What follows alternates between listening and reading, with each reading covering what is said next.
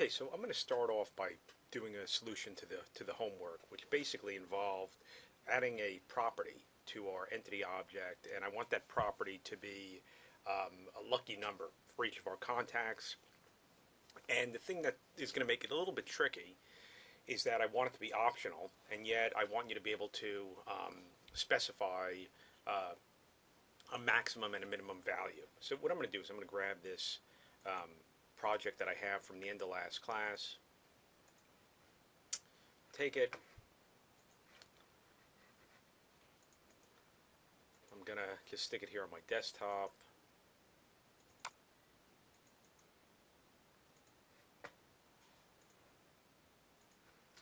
Okay. Let me see, I might have one here ready. Let me get rid of the one I've got.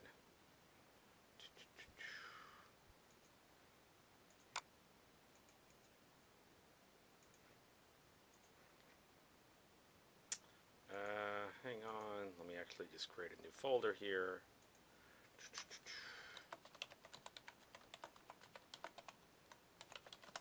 Okay.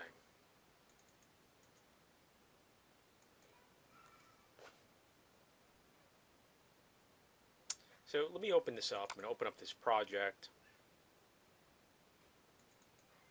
Okay, so this is actually a pretty quick thing to do. The thing that makes it a little bit tricky is that I want this property that I'm going to add, I want it to be a optional property. So right now we've got a property. I mean, we can make the ID required. It sort of makes sense, but the user's never putting in the ID, so that doesn't make a lot of sense here. I mean, the worst case scenario is that the ID will end up being 0, which is not great, but I'm not sure how that could end up getting into our data access layer. So what I want to do here is I want to put a property, and it's going to be lucky number. Okay. Now I want this to be an optional property. Now, because I want it to be an optional property, an integer can't be null. Okay. But what you can do is that you have the ability to actually create a nullable integer. Now, before this was the case, I mean, what I would end up doing with something like this would be, I would set a private field, which would be a lucky number. I would end up setting it to like the minimum value for an integer, and I would end up, seeing if that value was still a minimum value for an integer, and if it was, I wouldn't end up saving it back to the data access layer or something along those lines. But this works out pretty well, because what I can do is I could see if the lucky number actually has a value. So what we're doing here is this is really a new data type. What we're working with here is a nullable integer. Now if I save this,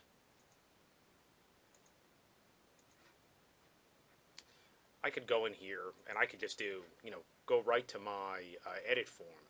So I've got my under my views, if I look at contact and I look at form, I could go here and I've got all the information.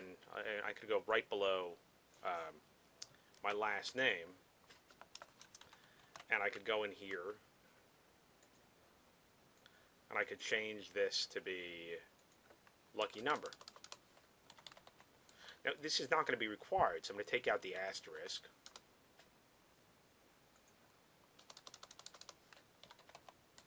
Okay, model dot lucky number. Okay, and again, so editor 4 is basically going to put this in as a text box. I'm going to save this. Say debug start without debugging.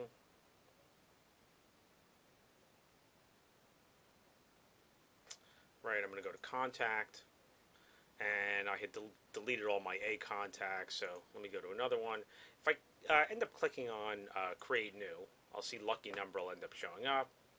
If I click on create, I'll see these things show up. If I try to put a value in that's not an integer, right, I'll say it's not valid format because it knows it should be an integer. Okay. On the same token, it's going to let me put things in like -1. Okay. It's going to let me put in 1,000. Okay, and the key here is it is also going to let me put in nothing, because it's going to basically just treat that as null, and that's a valid property here because I'm making it nullable.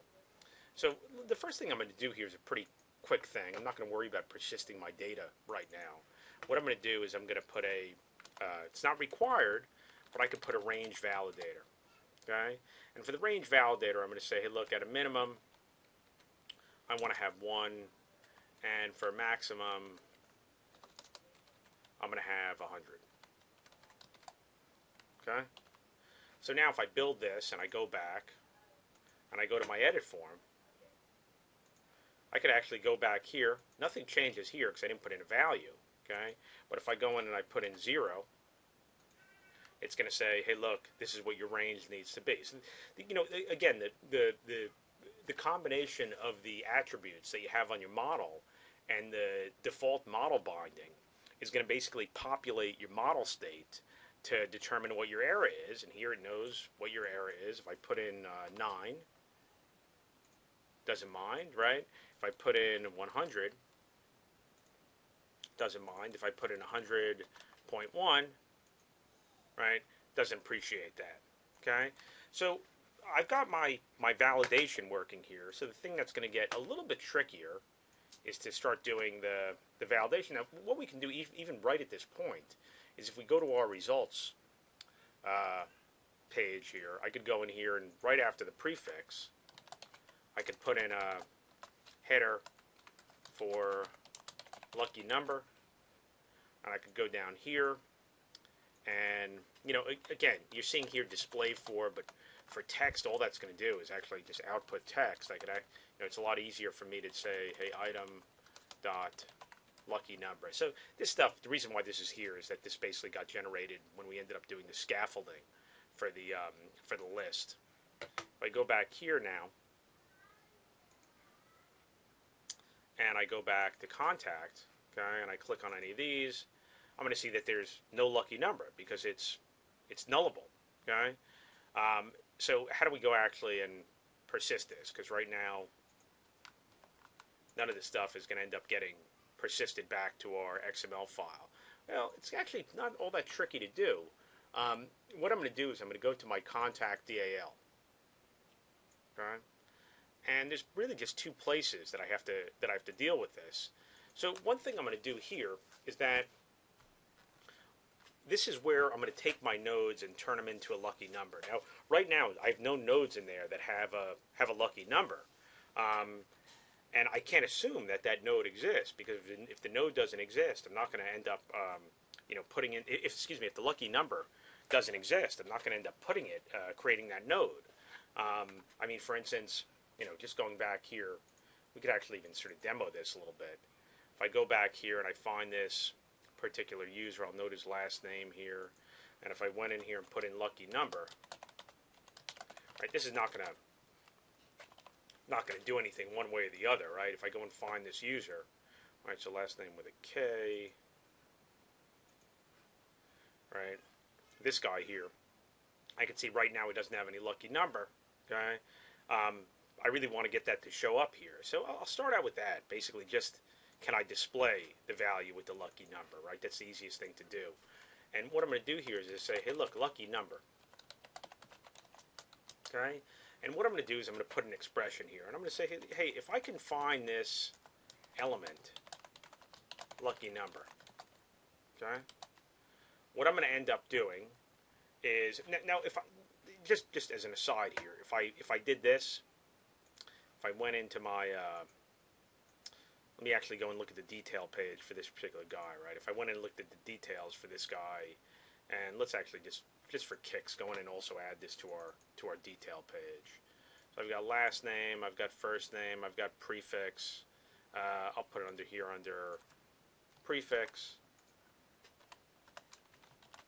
And if I say this is going to be the guy's lucky number,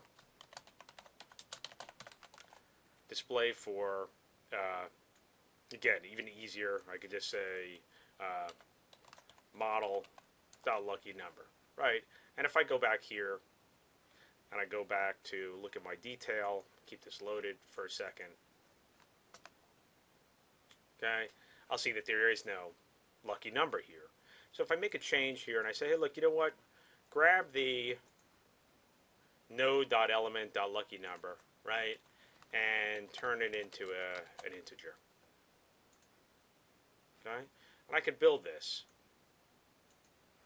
And if I go to this page, because this is the only page that it's going to work on right now, I do this, I'm going to see that the lucky number is 88. But if I end up going back to the list, right, it's going to break because I'm trying to actually find, it's telling me it's breaking on line 75, which is right here.